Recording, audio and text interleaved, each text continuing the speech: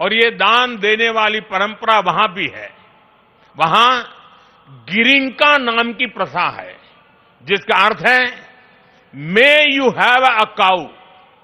इसमें गाय से पैदा होने वाली पहली मादा बच्चिया को पड़ोसी परिवार को दान देता होता है।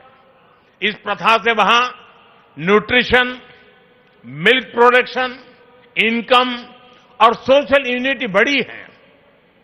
साथियों, ब्राजील ने भी भारत की गीर और कांकरेज नस्लों को अपनाकर उन्हें आधुनिक तकनीक और वैज्ञानिक प्रबंधन के साथ आगे बढ़ाया है और आज वे बेहतर डेयरी परफॉर्मर्स का स्रोत बन गई है।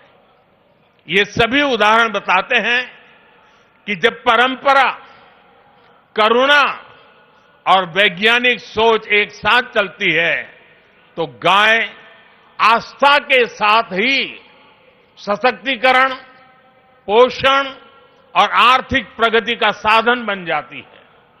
और मुझे खुशी है कि आप इस परंपरा को यहां बहुत नेक नियत के साथ आगे बढ़ा रहे हैं।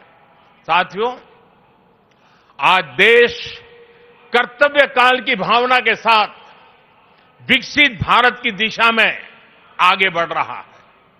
इस लक्ष्य को पाने के लिए नागरिक भागीदारी आवश्यक है और इसमें सत्य साईं बाबा का ये जन्म शताब्दी वर्ष हमारी बड़ी प्रेरणा है।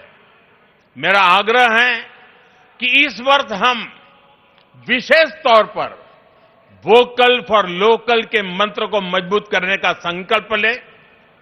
विकसित भारत बनाने के लिए हमें लोकल इकोनॉमी को बढ़ावा देना ही होगा।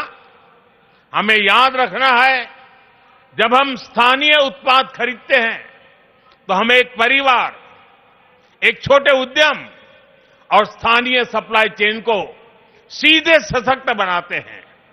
इसी से आत्मनिर्भर भारत का रास्ता भी तैयार होता है। साथियों, आप सभी श्री सत्य साईं बाबा की प्रेरणा के साथ राष्ट्र निर्माण में अपना निरंतर योगदान दे रहे हैं। इस पावन भूमि में वाकई एक अद्भुत शक्ति है।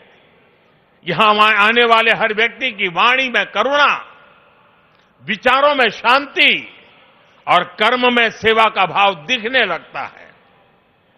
मुझे विश्वास है, जहां भी अभाव या पीड़ा दिखाई देगी, वहां आप इसी तरह एक आशा, एक प्रकाश बनकर खड़े होंगे।